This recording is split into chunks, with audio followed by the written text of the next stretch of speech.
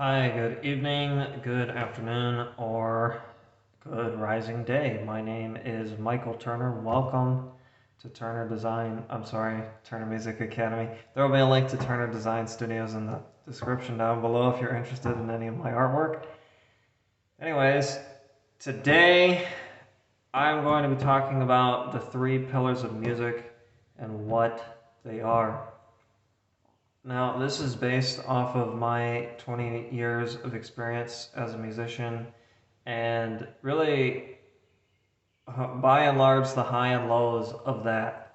So, this is not, this is a lot of what I know. This is not all that I know. I'm still training and learning as any professional musician should. However, based on my experience, and before I get into this, let me just say that this video is meant for multiple audiences, both for people who I'm not going to mention, and then also for potential students. So to appease the audience, I'm going to hopefully, tell you a little bit about myself briefly, and then get into this and make this video, even though I'm sitting here with over 20 pages in front of me of work. Like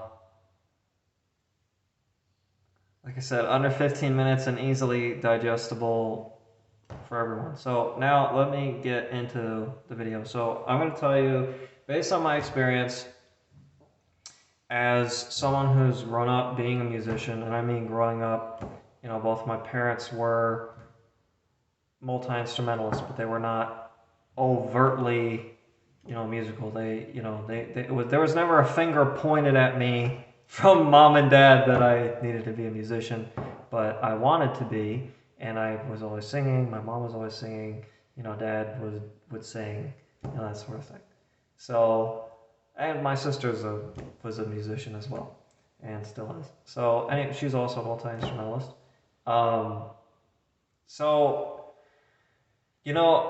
growing up, I went to school at Carmel High, and which is, I don't know if they're definitely, I live in the United States, and Carmel is like definitely a country renowned band, and it wouldn't surprise me if in some way, shape, or form or another they're a world renowned band, but I don't know.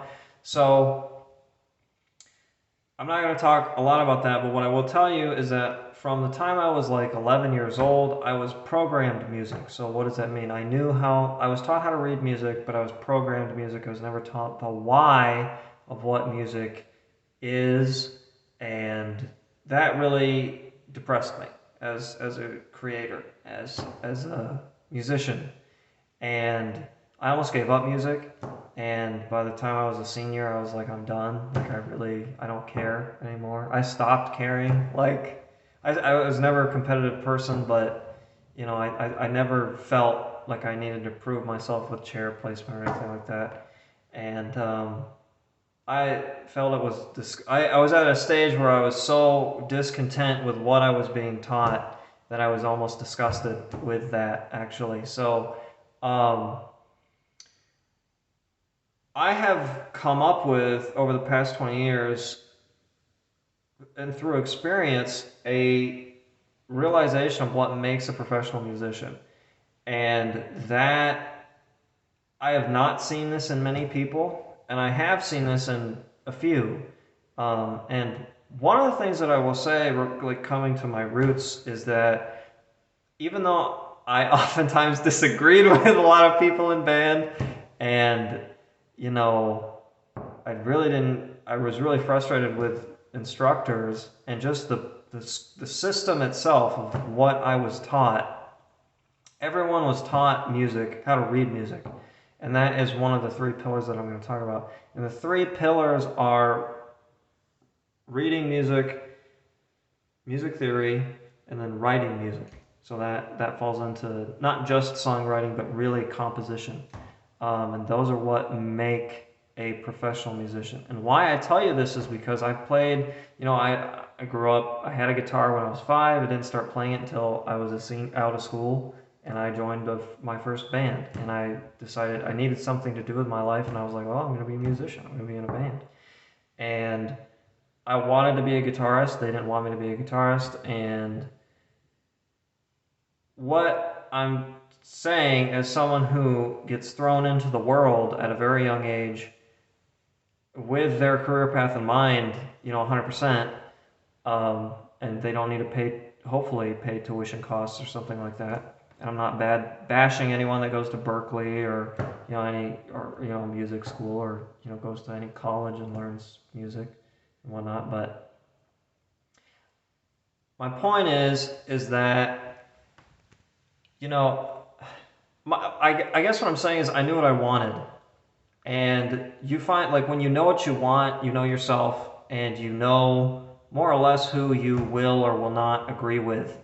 And you'll find that both personally and also musically with people. And that really resonates in a lot of ways, I've found. And unfortunately, throughout the years, I've met guitarists that are like 60 years old, so around about 40 years older than me, and they only know chords, which is embarrassing. And they get paid to play. And I was at a cafe, a guy showed up like that. So, and unfortunately, because of like modern music nowadays, most people don't have a classical foundation, so they don't ever learn how to read music. I'm talking to guitarists and bassists here. Your tabs are meaningless. And if you think that you could be a professional musician based off of your understanding of tablature, shame on you, because that's not true. So I want to share more, but I'm going to cut myself off here to dive into this video. I don't even know how many minutes I'm at. So here we go. So this is page 1. I'm going to walk you through. This is going to be our little lesson here. And here we have the 3 pillars of music. Here we have number 1, reading music. And the first thing that I'm going to jump around just a little bit here, but I am going to talk about clefs. So we're going to talk about G or treble clef, which is this here, and I've laid out the notes. And don't freak out if you don't know. I've written the names of the notes here, as you can see, but don't freak out if you don't know them and if they don't make sense to you, because I'm going to talk about them in a minute. What I'm not going to do is talk about C clef or tenor, alto, or even neutral percussion. Now, one thing I will say is that rhythm is the most important part to music. If you don't, whether you're listening to a symphony or it's all founded off of rhythm, okay? So whoever the group is, if you don't have a drummer and then you don't have a bass line, you're in trouble, all right? So, keep that in mind. And I'm saying this as a trombone player, growing up in school, I didn't have a lot of solo parts until I decided I'm going to be a lead guitarist, right? But at the end of the day, my part was more rhythm-based, and I knew that, as great as the flute trills and, clarinet plays and oboe plays and the saxophone parts are, outside of bari sax, of course,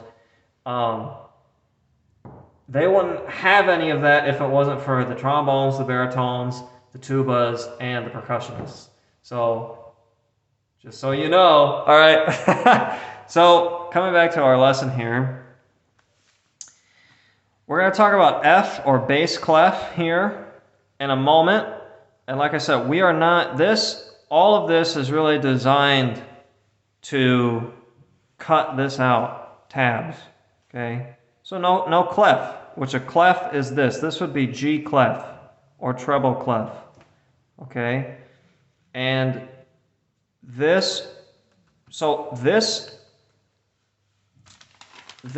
bars here is the same as this. But don't worry about this. I'll get to this in just a minute. These are just notes that I've continued from here, okay? But this here is called a staff. This is the musical staff, and if you're in England or Britain, it's called a stave. Because I say this in jest and joking. You all are higher and mightier than we are as Americans. That's a joke. That's a joke. Don't worry about it. Okay. So here we go, moving on. So the staff is where you put your clef, okay? Whether it's treble clef here, or like I said earlier, this thing is called F clef because of these two dots here, and then this kind of swoosh. This is called F or bass clef. So like I was saying earlier, if you're a trombone player or a baritone player or a tuba player or even a bass guitar player, you're going to be using this among other things. Okay? But we're not going to talk about this just yet. All right? So here we have treble clef. Now this is an A here. And I want you to pay particular attention to this note here, which I've marked middle C, and then I've put 4 for the actual octave that it is on the staff. But just keep that in mind. Don't worry about that right now. But I do want to start here, and then we're going to go kind of move through this pretty quickly here. So here we have an A, and so music is black and white. There are, like I said, so this is essentially knowing how to read music. This is the first part. Many musicians that go up on stages and try and perform, locally, they don't know how to do this. And it's embarrassing because you can see it if you're in the audience as a professional musician that they don't know how to do this. And internally you just want to shake your fist at them, but you don't, because out of respect for them and who they are and their journey and that sort of thing. So let's ground ourselves back in the lesson here. So this line here, what you'll notice is that these, to a lot of you might be asking the question of, well, these are like low notes, right? Because in relation to like this F here, that's kind of like high, isn't it? Yes.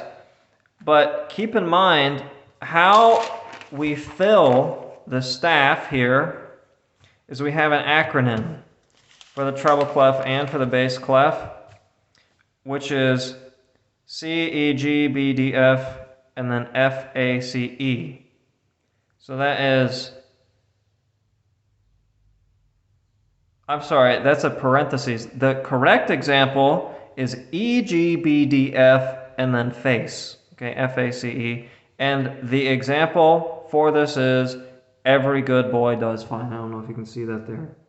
But that is how you would write that. So if we notice here, like we see we see E, G, and B, stay with me here, D, okay, and F, and we see F, A, C, and E. So for this example, if we start at E, going from said example here, this would be every, and then we go a space, and we notice that this note here, this is called a quarter note. These are all quarter notes. I'll get to that in a minute. But all of these notes sit within the space, sit on the line. They don't sit within the space of the lines, okay? So here we have every good boy does fine. And then for FACE, we have F, which this F sits in between the spaces of the lines. And we have A, C, and E. And that is essentially the whole clef, okay? Now, here are notes. If we go back to our previous example, this note here is D. And then we have this, which is middle C, which I said just hold on to that. And then, so if we notice here, this is our E, which an instructor could even call this low E, okay? Even though it's octave 4, and this A is octave 5, okay? But we see here that these notes, like here, this middle C, this has a line through it. What is that? Well, just going off of the line paper example, but also fitting everything in the staff here, this D is our next note, or the note before this E. Okay, and in fact, we're gonna come to musical notes in a second, but just how musical notation works is like this. Whatever note, we're gonna talk about accidentals too, don't worry about that. But whatever sequence of notes you have, they're all in a sequence. And again, I'm gonna show you an example. But so if we start at E, right? There are A, B, C, D, E, F, and G. There's 7, okay, notes that you need to really keep in mind. And there's 5 other ones that we're going to talk about. But so we notice that what I've done in this example, you see, is I've given you a starting point. This is a very low A, what could be considered a very low A, and I've not done a note lower than this because for a starting lesson or example, I don't need to. Okay, this is just for your understanding, and the fact that you know this is great. You're going to be making leaps and bounds ahead of the person that just listens to one band or who just copies other bands or that doesn't even know how to read music, especially someone that doesn't know music theory, because that's the ticket, one of them. All right. So what these lines are called, like this line here is a ledger line. This ledger line is the same as this, but now we see that this B sits in between. What I've kind of done for this example is that it sits under the ledger line, but I highlighted a line there to kind of highlight where a ledger line would be. But this would just be a note. There would not be 2 ledger lines there. I don't think. I'm fairly certain there shouldn't be. Here we have this A. This is low A, but like I said, there's 2 ledger lines here because here we have a note sit, and I've done the same thing for the D as I did with the B, as you can see. Okay, so here's the C. It's on a ledger line. Now this B is sitting underneath a ledger line, and what ledger lines are is essentially extensions of the staff. That's all they are. So this A is basically sitting on the second ledger line below the staff in treble clef. Okay, and that's all I'm going to touch on for this example. Okay, I'm going to continue this a little bit, and I'm honestly going to make like several parts of a series of this because I don't know how long this is going to take. This is going to take a while. So buckle up, and I'm gonna finish this. So going back, so next we're going to talk about bass clef, okay, or F clef, which is this here, as I've talked to you about at the beginning. There's also, like in our previous example of every good boy does fine, and then FACE, well, lo and behold, bass clef has one too. And and it's the same formula. So now we're kind of getting like very beginner, very elementary, you could call theory at this point. So our acronym or our notes would be GBDFA, or you can remember this as good boys do fine always. I don't care what you do to remember it, so long as you remember GBDFA. Okay? You could do God bless Daphne for... I'm trying to think of a virtue that starts with the letter A. I don't know, okay? But just remember GBDFA, and then instead of, with our previous example of treble clef, FACE, the notes that now sit in between the spaces are A, C, E, and G. So this example here, we have G, B, D, F, and A. Then we have A, C, E, and G. I'm not going to talk about transposition in this video. But stay with me here. I'm going to say 5 more minutes and then I'm done. Okay, so now we have 2 clefs. Now some of you are thinking to yourself, asking yourself, why are there 2 clefs? Well, I told you initially, but for an example, again, trombone players don't read music in this clef. Okay, guitarists read in this clef. They don't read in this one. Percussionists don't read in either one of these. You're with me? All right. So some of you may be a little confused on, even though I said all these are quarter notes and don't worry about them, of what these are. Well, they are quarter notes, and again, knowing how to read music, you need to know how to read music in the notation, musical notation. Okay, so how we do this is we have something that I'm going to do this, here we go. So we have the names of the notes. So this is what they look like. This would be called a whole note, and it has 4 beats per measure, but don't worry about that, just kind of keep that in mind. A half note, I didn't do this very well. You can look this up. This example here of a dotted half note's a little bit better what a half note would look like without the dot. So if I did this, that would be more or less of what a half note looks like. A half note has 2 beats and a 4-beat time signature. It's half of a whole note. Okay, so here I've drawn 2 because 2 of these equals a whole note. Now, outside of half notes, we have quarter notes, and quarter notes look like half notes, but you'll see, as I've given you in this example here, that all of them they're black. They don't have like an open space in them like the half notes do. Okay? Then quarter notes are for 1 beat, and as you can see, 4 quarter notes equal 1 whole, and 2 quarter notes equal 1 half. Okay?